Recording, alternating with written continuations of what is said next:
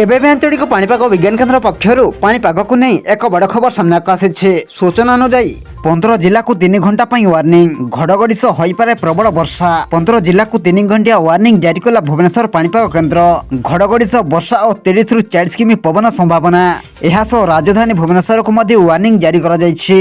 मयूरभंज, बालेश्वर, अनुगुल, ढेंकानाल, जाजपुर, भद्रक, कटक, जगतसिंहपुर, केन्द्रापड़ा, पुरी, खोर्धा, नयगढ़, कंधमाल, कोरापुट, गंजाम जिला को भुवनेश्वर पाणीपाग विभाग पक्षर वार्निंग जारी करा जायछि। तेबे आसंतु नजर पकाइबा आगामी 3 घंटा पई केउ 3 जिला को बिजुली घड़घड़ी सहित प्रबल रु अति प्रबल वर्षा पई वार्निंग जारी करछि आम भुवनेश्वर स्थित आंचलिक पाणीपाग विभाग। से नै वीडियो रे संपूर्ण अपडेट जानिबा, किंतु ता पूर्वरु वीडियो को गोटे लाइक करंतु एवं वीडियोटी को आपण मानको सांगसाथी मानको अधिक रु अधिक मात्रा रे शेयर करंतु। जदि आम चैनल रे आपण प्रथम थर वीडियो देखुछंती ताहले एबे ही चैनल को सब्सक्राइब करी पाखरे थिबा बेल आइकन को प्रेस करी ऑल ऊपर क्लिक करंतु, जहा द्वारा आगो को एमिति पाणीपाग संबंधी लेटेस्ट अपडेट आपण माने सर्वप्रथम आम चैनल माध्यम रे पाई परिबे।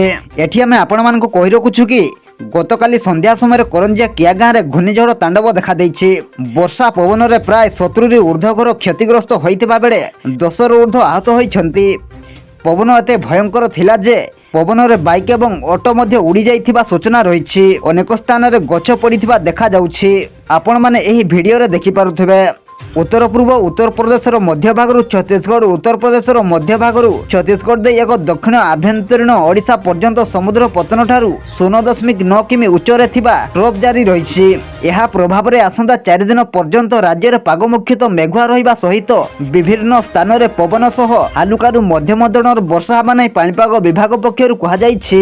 झारसुगुड़ा और संबलपुर जिला को हीट वेव नै रेड अलर्ट जारी करा जायछि। सोमवार अर्थात आज राज्यर प्राय समस्त जिला रे वर्षा हेबाकु थिबा बेले रायगड़ा, मयूरभंज एवं केन्दुझर जिले में प्रबल रु अति प्रबल वर्षा हेबा नै ऑरेंज वार्निंग जारी करछि पाणीपाग विभाग। आपण माननकु अनुरोध एथि प्रति सतर्क रुहंतु। ब्यूरो रिपोर्ट, जागरण टीवी।